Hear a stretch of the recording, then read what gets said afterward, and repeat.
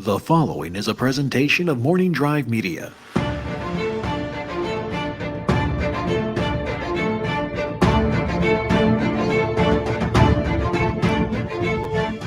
From the southernmost point of Dorne to the lands of always winter, what is west of west and the shadows of the east, this is Casterly Talk. I'm Ken Napzok for another Game of Thrones rewatch, looking back at the themes, moments, and lessons that make this show so important to so many of us. I'm here by myself today. I always feel I have to apologize for that. Andres Cabrera, Rachel Cushing, when they come on, they just absolutely bring it when it comes to breaking down Game of Thrones. We're excited to get Lon Harris on soon.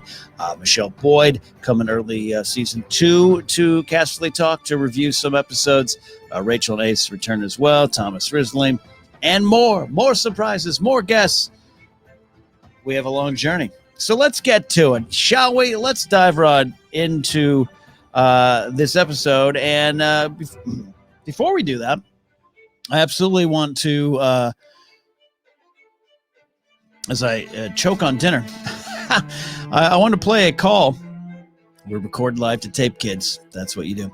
I got a couple calls, a few calls, a lot of great calls this week, and some a new call. I love new calls. And we got this call that doesn't directly pertain to episode 8. We're getting to episode 8, the pointy end today. But I got this call that kind of pertains to something we've already been talking about. But it always pertains. Everything pertains. So let's go ahead and take this call from Addie. Hey, Ken and Casterly Talk crew. Addie again. Almost caught up on my rewatch. So much playoff baseball, so little time. Go Tampa! But I'm calling about the call that you had 2 weeks ago about the line from season 8 that everywhere she went, she burned evil men and we cheered. And that line has struck me every single time I've gone back and rewatched any Game of Thrones episode where Dany does anything that we were all like, yeah, Khaleesi. But it has never once crossed my mind that it started with her brother. I have trouble processing the fact that I shouldn't cheer when her very evil brother dies. I've always associated that starting with the witch bound to Drogo's pyre. So thank you for that perspective. I'm still not sure I'm not going to cheer Viserys' death, though. Look, first of all, Addie, always cheer for Viserys' death. All right, I have no problem with that. And it was Jonathan who called in during our episode 6 review, the Golden Crown, and just posing that great question. And this is what I love about doing these rewatches. I think Addie is like the rest of us, a tremendously knowledgeable Game of Thrones fan, Song of Ice and Fire fan, and maybe you got it all figured out sometimes, and then something new kind of comes in. Someone else brings a perspective or a question. Not everything has a clear answer. I don't think everything's supposed to have a clear answer. So Daenerys Targaryen in this episode, we're going to talk about here, makes some mistakes, does some things, and are we supposed to cheer her? I think in some cases, yeah. And sometimes you're supposed to maybe go, oh, that's not the way to do it. That's part of the fun. So Addie, first of all, again, always cheer on Viserys' death. He deserved it. But it is that first step. It is that first step for Daenerys Targaryen. Slippery slopes, slippery slopes. All right, let's get to episode 8 here. And starting up top. So we always kind of go through some numbers here. Original air date, facts and figures, if you will. Original air date, June 5th, 2011. Gosh. It's like it seems like yesterday. I don't even know who that was watching that show. I remember him, kind of. Daniel Minahan is the director of this one as well. Again, underrated in terms of just Game of Thrones director. Not one of the names gets tossed around a lot is, oh, great episodes. He's back-to-back here, which is some wonderful all-time episodes. The writer of this episode, George R.R. Martin.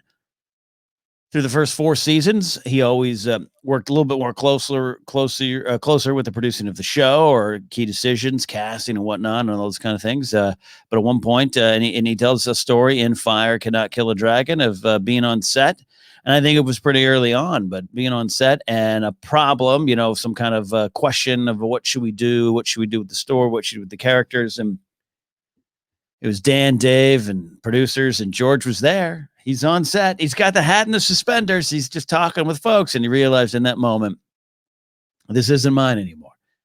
This isn't mine anymore. But when the deal was brokered, one of his conditions was, I get to write an episode a year. And hey, he's got a lot of experience as a TV writer, as well known.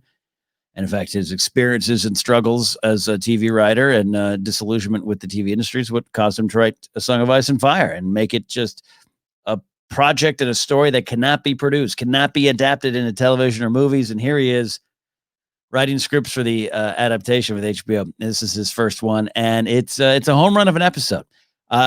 Small note, there are two big scenes in this episode that did not directly come from him. The meeting of Shagga and Tyrion and Bronn in the hill tribes, all that stuff is on the mountains of Vale there, was actually written and shot for episode 7. It didn't make it. They slid it over to this one here. Not trying to take any credit away from George R. R. Martin. I just think, I don't know. I think it's important to kind of acknowledge that someone else wrote those scenes. The fight between Khal Drogo and Mego is a great moment. I think George probably ended up scripting it, or someone's probably scripted on set, but that was actually from Jason Momoa saying, I think you actually need to see Khal Drogo in action. He is this great warrior, and we can hear the words. We can believe the words. He's killed Viserys. Solid stuff. We're rooting for him. Not a great warrior moment necessarily. So he wanted this fight, kind of came up with the concept, the ripping out of the throat of Mago. Great stuff, breathtaking, and it's beautiful in its own harsh violence. That came from more on Momoa's side. Again, when these actors get plugged into these stories and the other creatives come in, the directors and even producers, additional writers, that's part of the process. And here's George R. R. Martin learning that. But that I don't want any of that to take away. George R. R. Martin just absolutely just killed with this episode.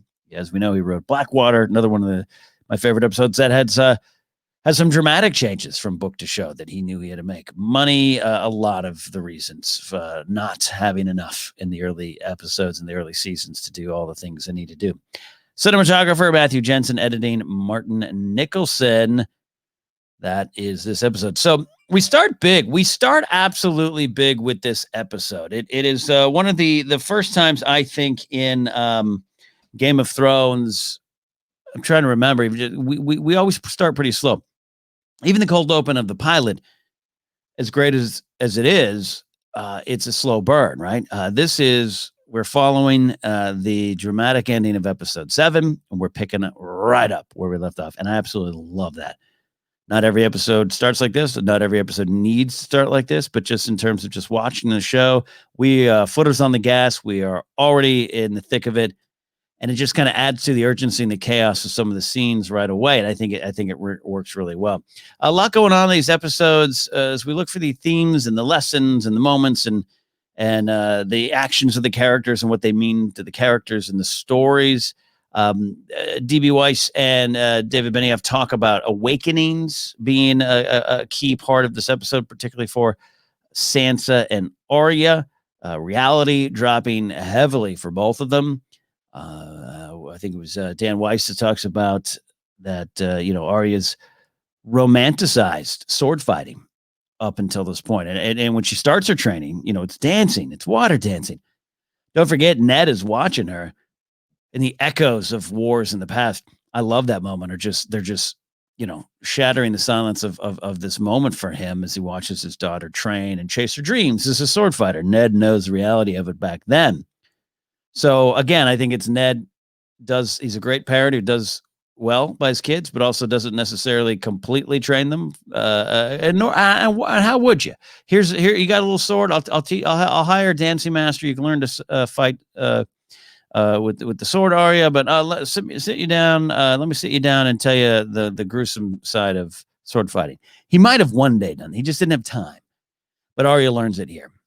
She learns it here. The romanticized sword fighting, boom, is out the window. She witnesses Syrio making his final stand for her. More on that in a second. Sansa, without a doubt, it's kind of already been there. I mean, with what's already gone on with Sansa, I would argue the awakening has already happened. The reality has wiped away the fantasy, but this is the final big one. I think the big one happens in Baelor, where up until that moment, Sansa's got enough trust in this, and that's where this episode ends. By the way, but here's more Sansa. The reality of being a princess and Joffrey and all that. She might have already at this point realized that might not be what it's cracked up to be. But can I play the game? Can I speak up and speak the truth from my father? That will win the day. Honor will win the day. And then she gets locked in that scene where it's her versus Cersei, Pycelle, Baelish, and Varys. You're not going to win that. And reality is dropping heavily for both of them. So that's part of it. And I do like that. And if Benny F. Weiss say that's in the episode, it's in the episode. Looking at some of the stuff that I find in the episode, these moments, these lessons, these themes, both overall and on individual basis for characters and moments in the scenes, I think sacrifice and duty comes up a lot. It comes up right away here in the beginning because what we have got going on, we got Septa Mordane, who has been, treated poorly, absolutely poorly by Sansa the entire series. Immediately sees what's going on, and her actions, which come at the sacrifice of her own life, save Sansa in that moment. I don't believe Sansa was necessarily in danger of dying there. They know she's a valuable asset, but you don't know. And Septa Mordane doesn't know that. She can't bank on that, and she sacrifices her life for Sansa. Sacrifice and duty, and on the flip side, we go right into Syrio Forel sacrificing himself, a sense of duty to Arya already beyond just, hey, I was hired. I'm the first sword of Bravos, and now I've retired, and I'm teaching kids piano lessons and sword lessons. Beyond that, he quickly develops a connection and affinity and a care for Arya, and he is willing to die, knows he's going to die, but he wants to impart the lessons of not today and death to her. A little bit later, we're with Jon Snow and Jorah Mormont. And Mormont just as he breaks the news to Jon that Robb is marching south and Ned's in a dungeon and everything's falling apart. Jon's ready to go. He's been called a bastard. He and Alistair Thorne about to have a big confrontation. A lot going on, right? A lot going on. And Jon gets up, and Jorah Mormont, Lord Commander Mormont, just says pretty plainly, your duty lies here. And we hear that. We know that. We know the vows from the Night's Watch. We know what they mean. But the duty, what you're supposed to do, not what you want to do, but what you're supposed to do. I see it prominently in Septa Mordane, Syrio Forel, and Jon. Not quite there yet, but he's going to get there. Robb Stark, calling the Banners. It's playing on their duty to support his own duty, what he feels is his duty now to go south, to rescue his father, to save his father, to not necessarily take the throne. I don't think he has designs on that. He's not the king of the North yet, but he needs to go. Needs to go do the right thing. It's a sense of duty for Robb as well. Let us start going into some of the other things, because there's this big lesson. I don't even know if I can call it a theme. I think it's a theme, but it, I would also say maybe even more of a lesson. True sight. We got a couple calls here about Syrio Forel. First, we're going to go to our pal Eric Monroe, and then Mark Meyer from the Feeding the Monster podcast.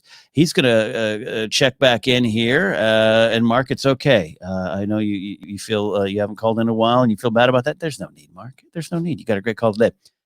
Both these calls touch upon Syrio Forel, and got to play that. Syrio's just a great character. Just a great character. So we're going to hear from Eric right now.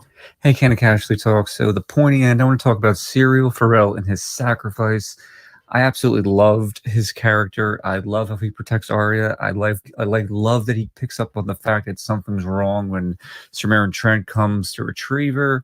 And if you think about it, he really, in a sense, you could say, was a big part of saving the realm by keeping Arya alive, given what Arya does in season 8. He wasn't the only one, of course. More people during Arya's journey, of course, do that as well, but he definitely was the first. I love seeing him in action, and I really believed, to be honest, that he was alive and he would show back up in the House of Black and White, but unfortunately that didn't happen. But I love seeing him in action. I wish he would have had a real sword, not a wooden sword, but just even with the wooden sword, he was kicking ass.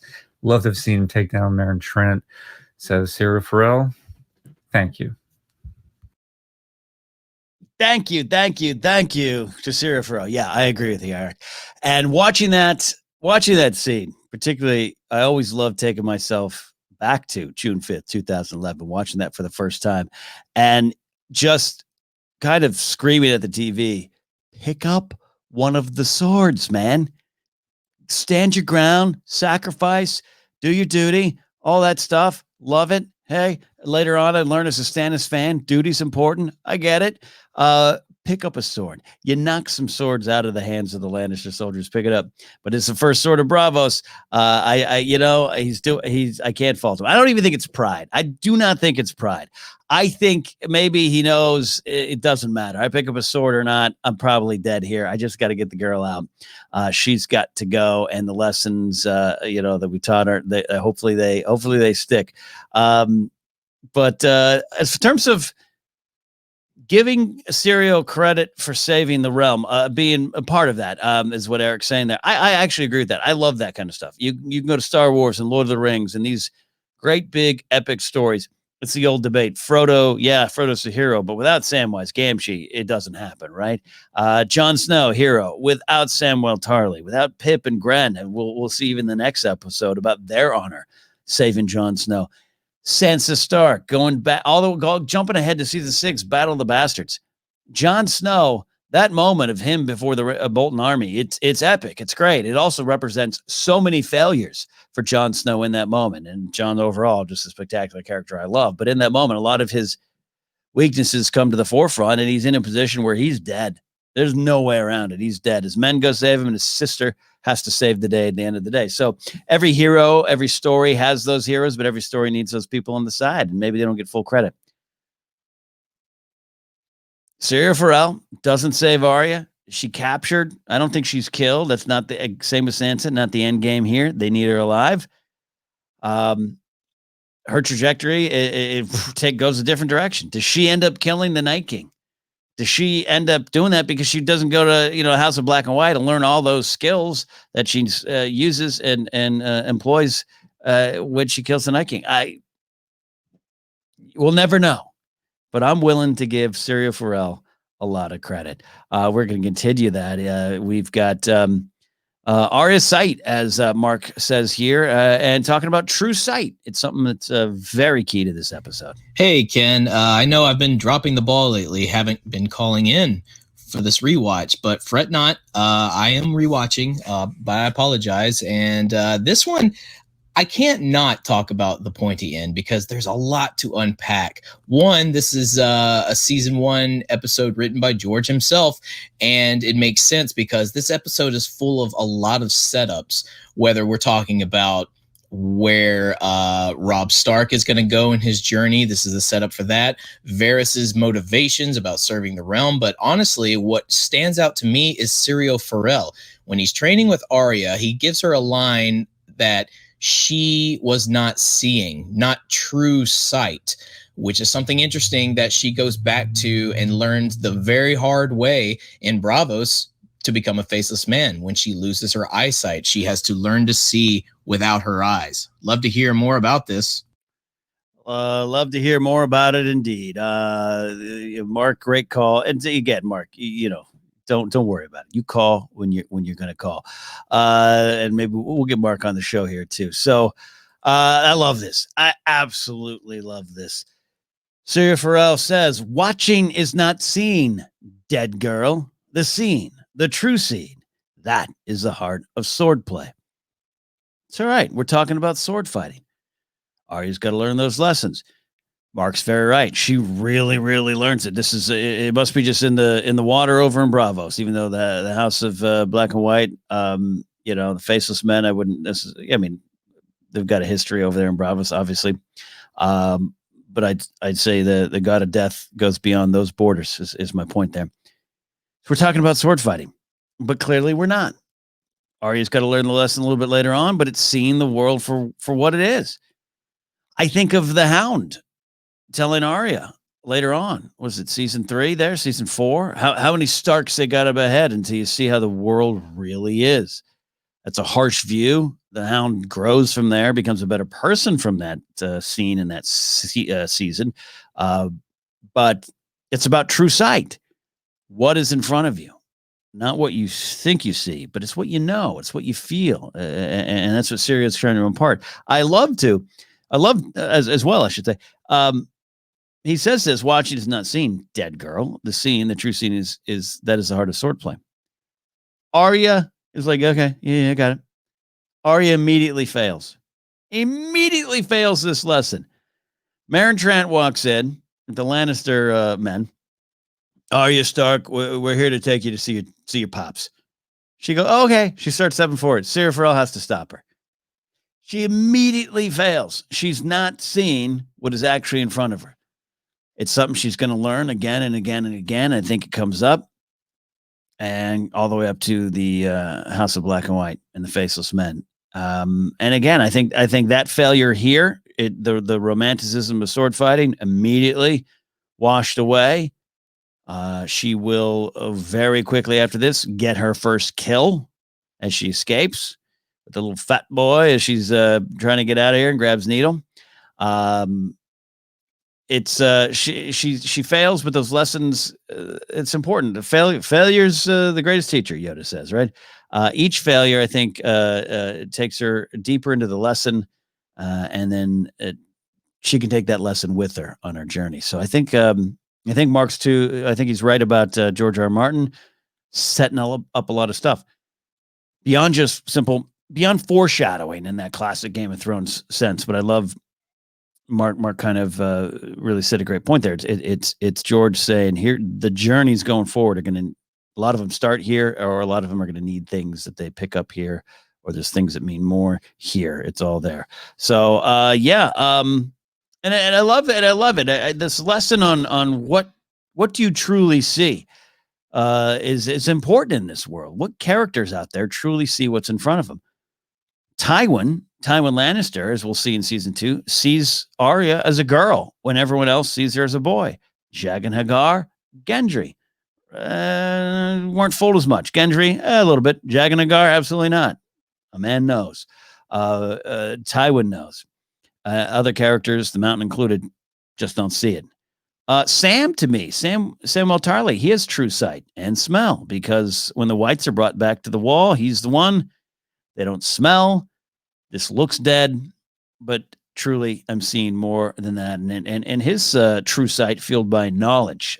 In a great moment later in the episode 2 where he does cite that, I read it in a book, a very old book, talking about the White Walkers and how their Night's Watchman he had to have been touched by a White Walker for this to happen, for the eyes to be blue. The truth is slowly starting to dawn on a lot of these people in Night's Watch. If they didn't believe before, you got some reason to believe now. And I love that John in this moment doesn't make fun of Samwell Tarly for saying it's in a book. It becomes a joke. It's a fun joke. I don't mind that runner at all, but John just nods, gives him that respect, which he'll do as well later on when he sends him down to the Citadel. And some of the knowledge that Sam learns from the books then affects John's life later on. One of the other, again, theme, yes, motif, lesson, it's present, mercy. The word mercy is thrown around a couple times here at the beginning and towards the end of the episode. And then we have some very, very big things with Daenerys Targaryen, a lot of them revolving around mercy. Early on, in what is a great scene, we got Ned in the Black Cell, Varys showing up again. And this is the great serves the realm speech. Mark talked about it too. George R. R. Martin setting that up, and we talked about it on previous episodes, but I think it bears repeating. This is a thesis statement for Varys. Who do you serve, Lord Varys? The realm. Someone must. I also like that he's talking about it's the innocents that suffer. But the big moment here of what madness caused you to confront Cersei with the truth. What are you thinking? Ned answers, the madness of mercy. Varys responds back that essentially saying, Robert, the wine slowed him, the boar gutted him, but you killed the king. Your mercy killed the king. And I'm trying to really ruminate on that a bit and be like, what is Varys talking about in this moment? Love to have some of you check in with this. Give me a call. We can address it on next week's episode because it's still very, very valuable for next week's conversation. But the idea of Ned being, the way he even says the madness of mercy, he's cursing mercy. He thinks it mercy for the children. He doesn't want to just have them killed. He doesn't want to do what was done to the Targaryen children, which again speaks to Ned's honor. But in that mercy being, nice in a way, it's a simple term to say. I think Varys's point to me, thinking aloud here more than anything, is this idea of like you were just too nice. You got to serve the realm. You were too nice to Robert. You didn't tell Robert the truth. You didn't deliver the truth. You went to Cersei with it because you wanted to give her a chance. You wanted to give her a chance to get out of here with the children, be safe. And what she does, she kills Robert essentially. Again, we talked about Cersei's planning. It involves a lot of things happening, bad luck. Maybe she at times isn't as a great planner she wants to be or will be later on. I think she does some pretty good planning in season 6.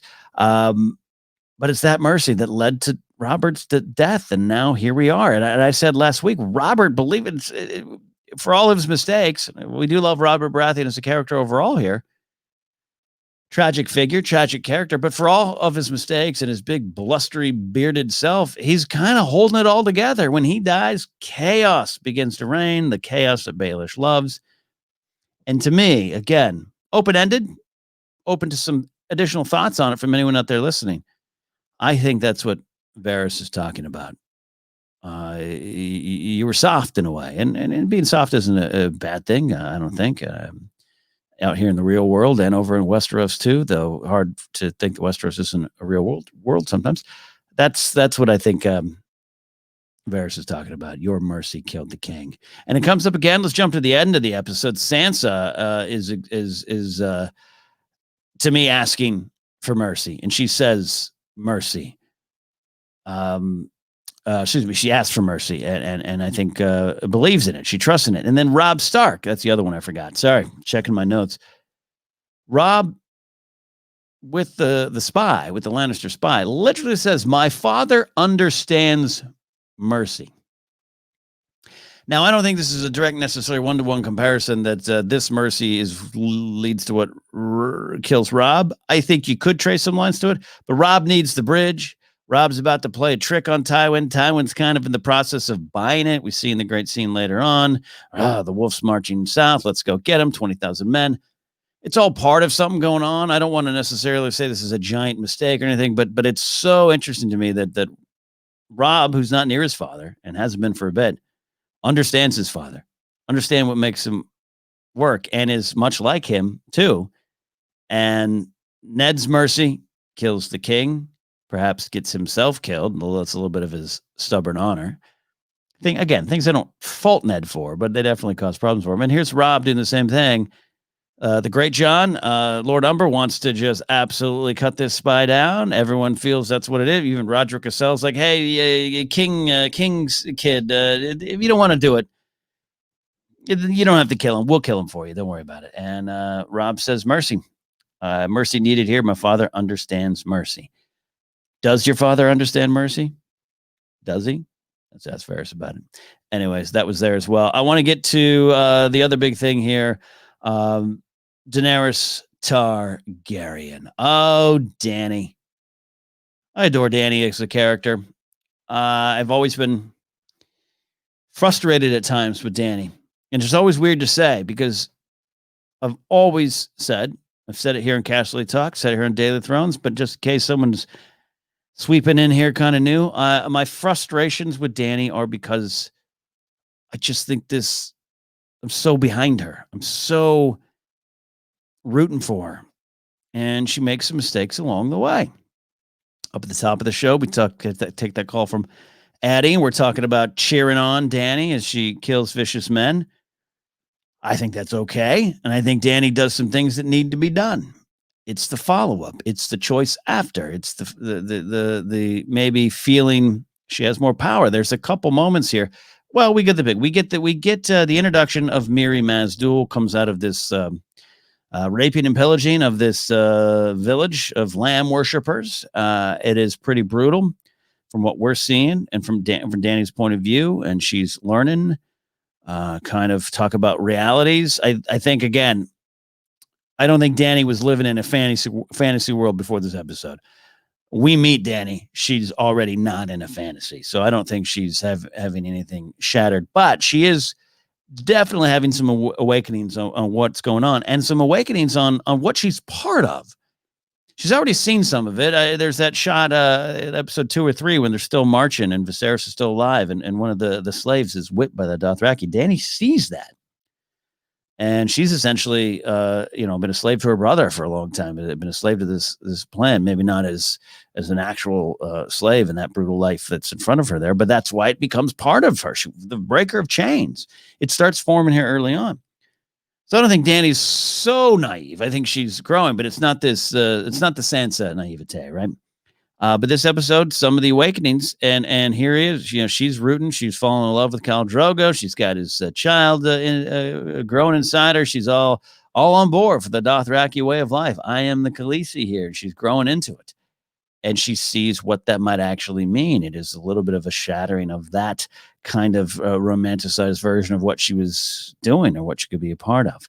So I love this stuff. It's tough to watch. I was watching it with my girlfriend Grace the other night, and she loves Daenerys Targaryen and just kind of clenches up, just like she gets mad. She gets mad at Miri Mazdul. She gets mad at Daenerys. She gets mad at Khal Drogo, and that's what I love about this scene. And it sets up again. Mark Kamar calling in, great call, Mark, setting up stuff going forward, not just plot stuff, but just character stuff, lessons, the themes that reappear in these characters' lives and journeys, and the mistakes and more mistakes they make, and the cost. There's big costs going on right now that Daenerys won't feel for a bit, and some she'll feel right away. So this all comes out of Dany's mercy, Dany's idea of what mercy is. And again, I don't think she's wrong. I will say, I don't think she's wrong. She's watching these women being raped in front of her. She has the power to stop it. I would want her to do that time and time again. I would want her to do that time and time again. I don't think that's wrong. I think, but what she doesn't truly see, maybe goes back to it's mercy, but it's also go back to this idea of true sight to me.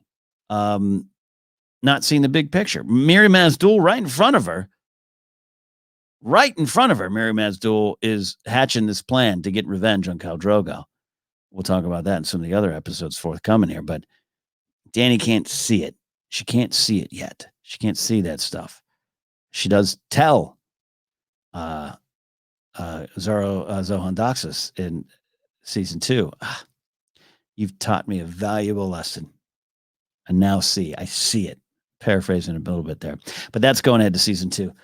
Going to this moment. Again, I just want to be clear because I'm saying I think Dany makes some mistakes here.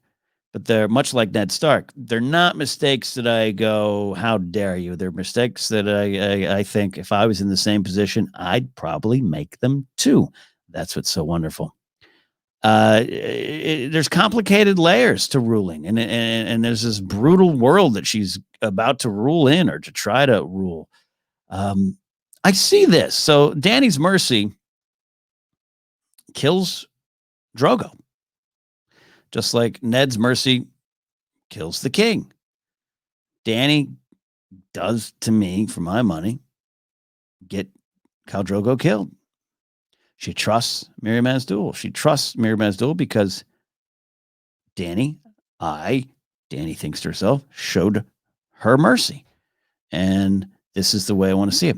To me, it is the first big example of Dany trying to break a wheel. Not the wheel, but a wheel.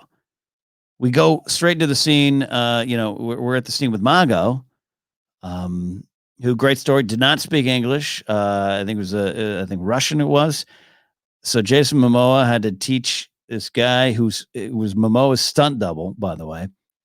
Had to teach him how to say the words in Dothraki, but that's all how they could communicate.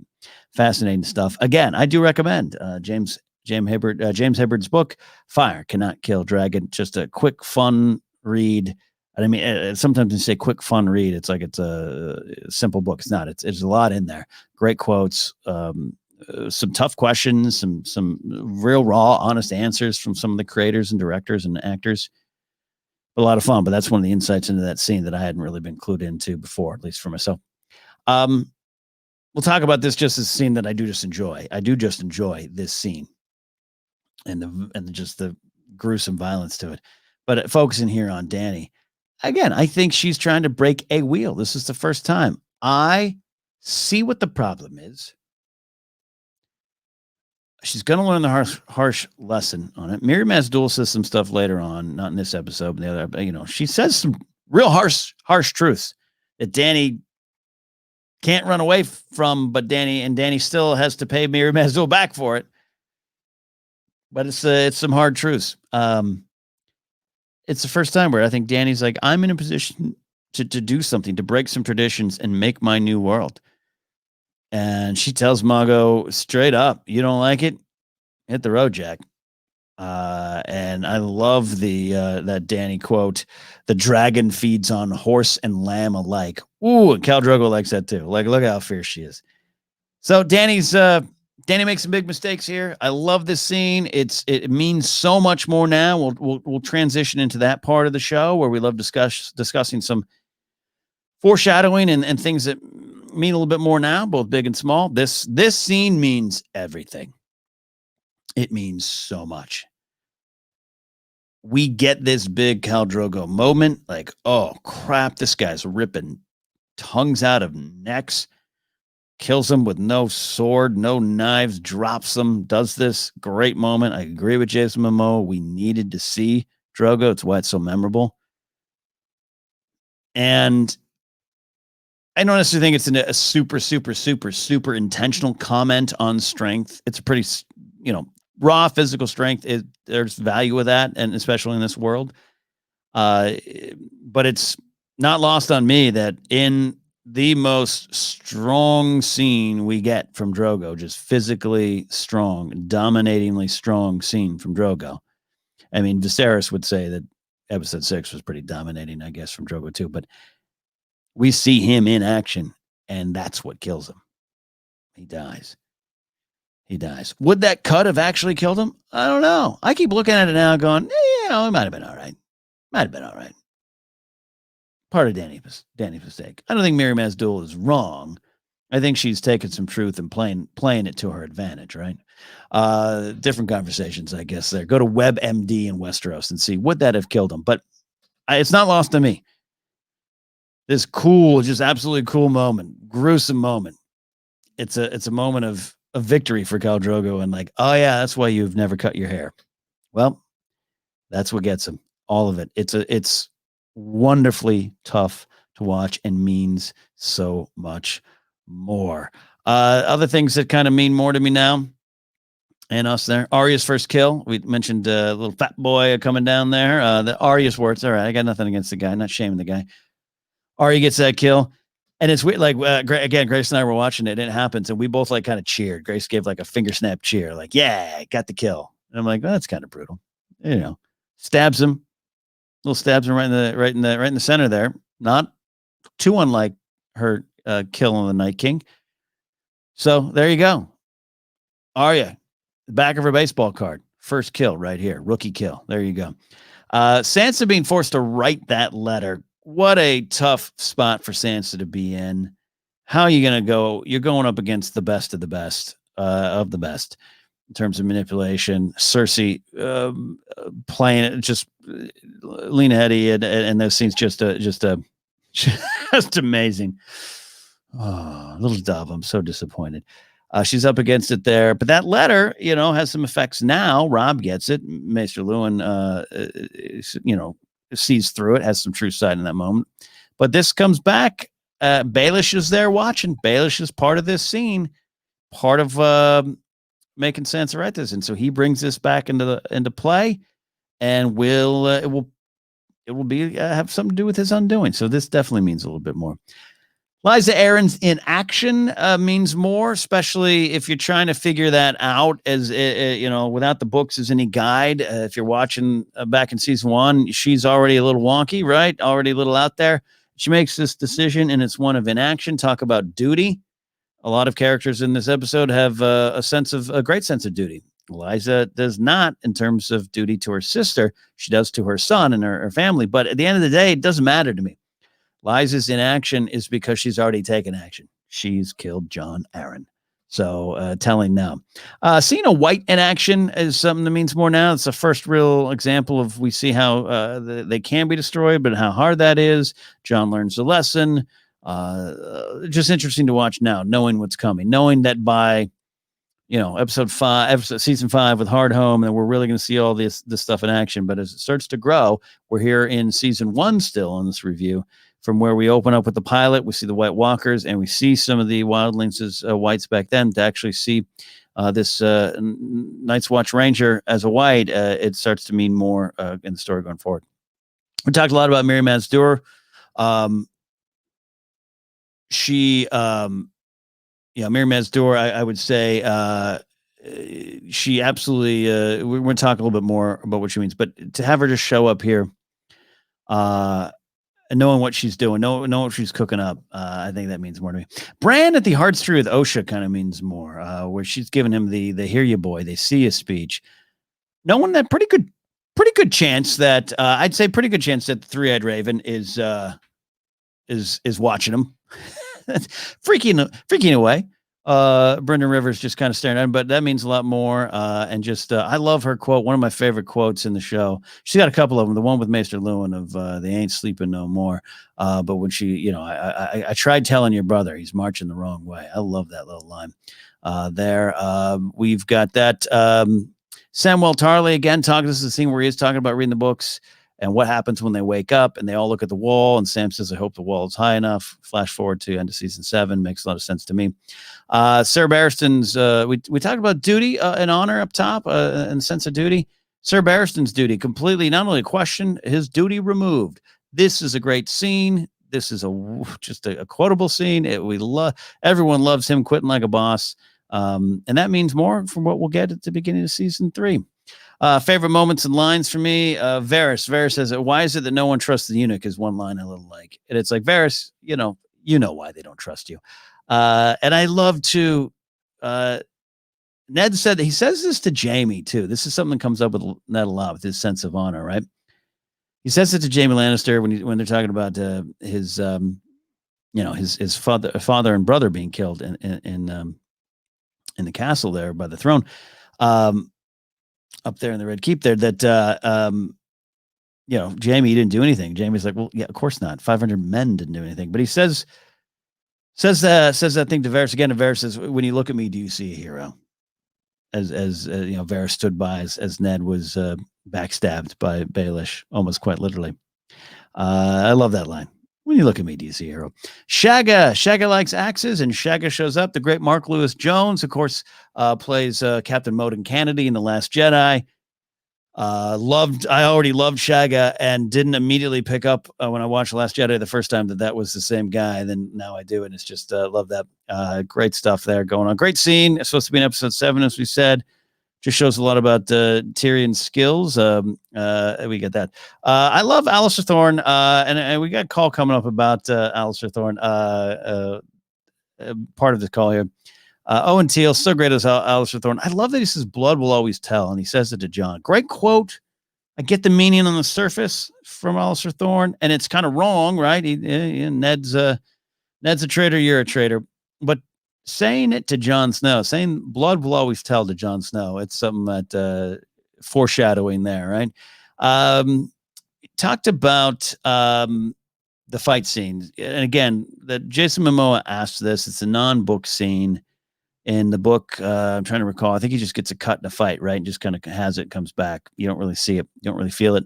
Great moment, and Momoa was right. This I think it was needed. I think it would have been lost. Drogo would have been, I think, a loved character too, but it just elevated it, and then adds the pain of, like I said, this is the strong moment that essentially takes him from Danny and us as fans. Big favorite scenes here. I mean, I can't. Well, a little small moment. I love the Baelish and Varys Cold War that's always going on. When Varys is talking in that scene with Sansa writing the letter, when Varys is really putting on the well, you know, she is innocent. Wouldn't we give her a chance? And there's just Baelish has this look over at Varys, just like, what are you after? What are you at? I love that stuff. There, or is it? Yeah, maybe it's later in the throne room too. There's a lot of looks. Tywin and Tyrion. Anytime they're together, pure gold, and this is the first time we really get it. This, of course, means a lot more if you're a Tywin fan and you didn't want to see him dead. But I just love it, and I love the little thing of Tyrion learning everything. Wow, how Ned's in jail? Ned's in a black cell? What does Robert think about that? How did Cersei convince that Robert's dead? Oh boy, and it just starts to dawn on Tyrion as he emerges from the Vale and the situation up there. We're in the great game now. It is all different now, and I view Season 1, episodes 1 through 6 is like not a different version of Game of Thrones, but I don't know if you out there watching and listening kind of agree with me that just like it's like a quaint time.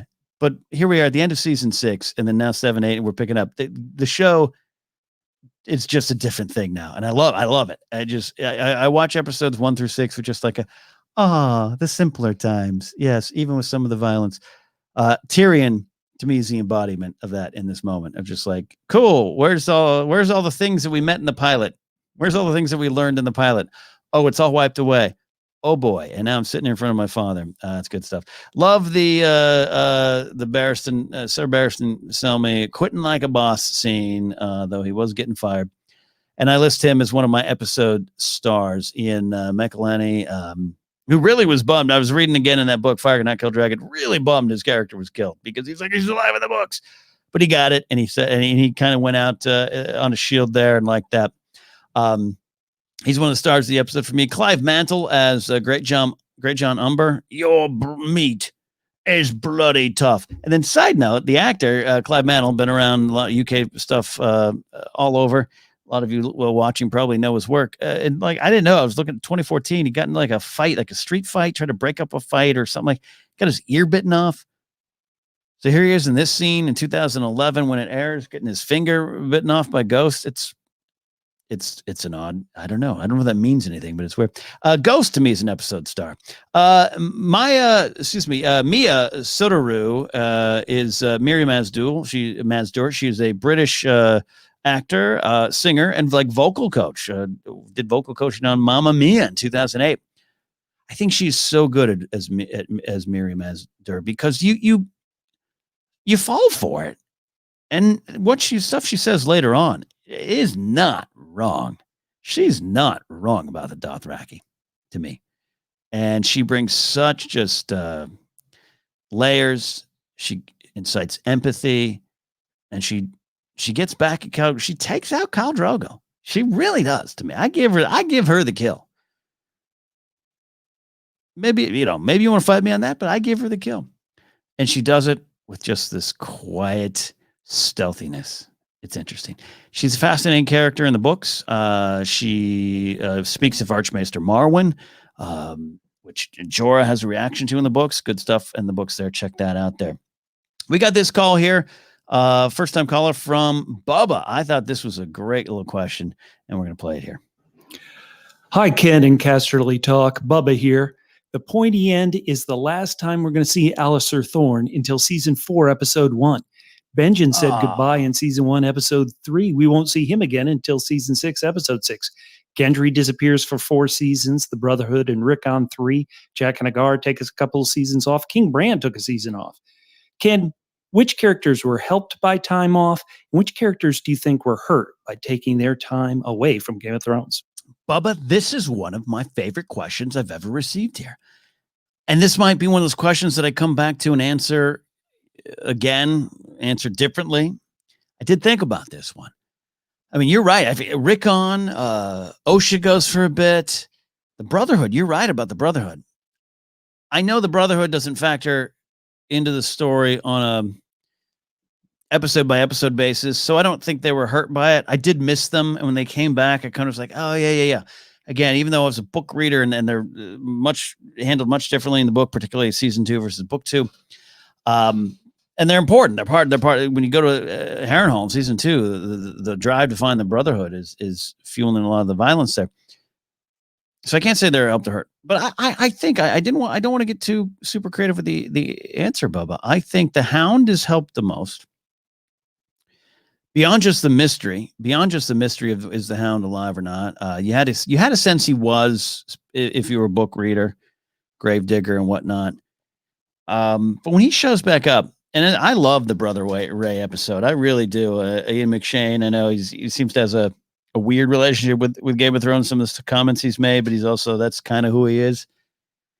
I love that episode. I think the Hound has helped the most because he is we meet him as a villain.